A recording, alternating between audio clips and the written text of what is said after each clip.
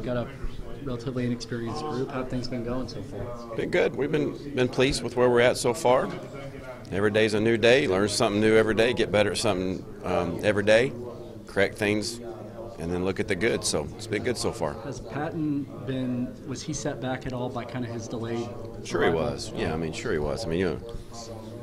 you get a chance to missed out on, a whole semester and then really the first summer term. So there's a collective, 5 months of work that he missed out on that he could have been here or had the chance to be lifting, learning, acclimating, those types of things.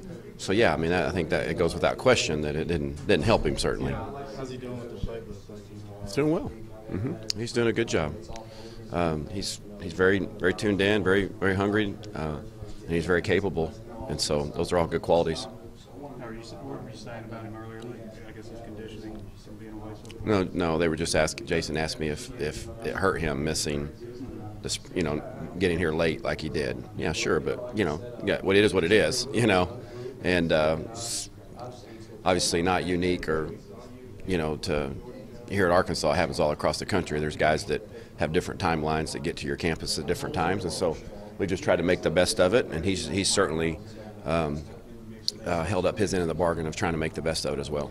Cheyenne's earned a lot of praise from Coach. What progression have you seen from him? It's been steady. I wouldn't know if it. I think there's been times where it's been 2 steps forward, 1 step back. But regardless, I think the improvements has been gradual, and he's definitely working his way on the continuum towards the side that is where you develop and become an SEC caliber player. What are we talking about exactly? Like you mentioned blocking before. Is it playbook? With CJ? Yeah. No, it's not playbook at all. CJ knows exactly what he's doing. There's no perfect player, just like there's no perfect coach, but he has a lot of really good qualities. He obviously catches the ball extremely well. I think route running has been a continued point of emphasis for him. The details, the finite part of, the tops of the routes, the physicality, the strain, the mentality is something that's been a progression with him, like it is a lot of them. And there's been some inconsistencies there over the course of his tenure here. And the more he improves in those areas, and the more he purges some of those habits of the past, the more I think opportunities there'll be. Has Cantrell sort of stepped up in terms of leadership in that group? Yeah. Austin is definitely. He's not a real vocal leader, but I think there's no question that our position room, our offense, and our team has a great deal of respect for him. He's a good football player. He carries himself very well.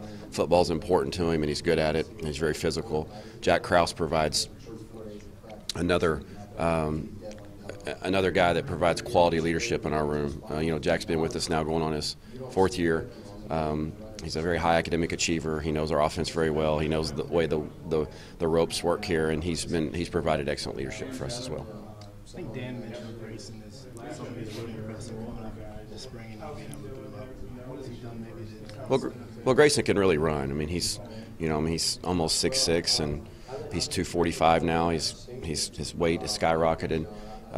He's kept his speed. He can really run. I think he's a great threat in the passing game. And like all of them, we're trying to work on, as we're trying to build on the strengths, and we're trying to continue to stress and address the areas of needed improvement. And Grayson's very tuned in. He's very dialed in. We all know we've got a lot of bodies there, and every day there's a great deal of competition. And so one of the things I love about the room, though, and that group is that the competition, the desire to be the guy, the desire to play more, they all have it, but they don't let that get in the way of their personal relationships. They're all very close, and so it makes it a lot of fun for me to come in there every day with them, because they care about each other, and they care individually about them getting better. You talk about all that competition you have in the room, and you have a lot of talented guys. How many guys do you think can realistically play? Shoot. So many snaps to go around. Yeah, I don't know. Yeah, I think that's still TBD a little bit, but over just in the 4 years I've been here, we've had games where we played 4 tight ends and played 4 of them for quality snaps. I think that's very realistic, if not adding another guy or two in that. Hey, listen, if you can provide something to help us win a game, and we're pretty confident in that, I think we're going to find a way to help you try to apply those when it comes to game time. And so it's hard to put a finger on the exact number, but it's different than some other positions. It's almost kind of like a wide receiver group in a lot of ways. I mean, you see a lot of those guys rotate in and to keep them fresh. So we hadn't formulated that yet, but certainly we've set a precedent in the past by using them a multiple amount of them, and I don't see it changing at all this year. What does Will have to do to get on the field or get in the talks of being on the field? Well, I mean, consistency. I tell you what, I'm really proud of him. I think we all are as a staff, just the way he has progressed and just been really diligent about and intentional about improving, and it's noticeable. As his coach, that's been his coach since he's been here. It's noticeable the improvements he's made, and we got good players at the position, overall, and so it's consistency. It's ideally at the end of the day, we've talked about this at length, here, but ideally at the end of the day, you want a guy that you can put out there that no matter what's called in the huddle, they can execute it, whether it's 3rd and 1 or 3rd and 10 or, it's, we're running the ball power run or we're running 4 verticals, so you try to refine that to get as many of those guys ready to do that as possible, and some are closer to being there than others, and so it's just a process. And so for him in particular, and it's no different than any of the other ones, you got to refine that process and earn trust on a consistent basis, and he certainly has made some nice steps in that direction. Do you view Jeremy as being somebody that would be in that rotation of guys who would play if the first game was Saturday, or does he still? Well, if the first game was Saturday, he's been here for 4 practices, and so obviously he's behind in regards. But I will say this, that he is he's got his foot on the gas pedal, and he's behind in the race. He may be a lap behind, but he's got his foot on the gas pedal, and he's doing his best to try to catch up. And I believe he's got the car. He's got the car to do it. So it's.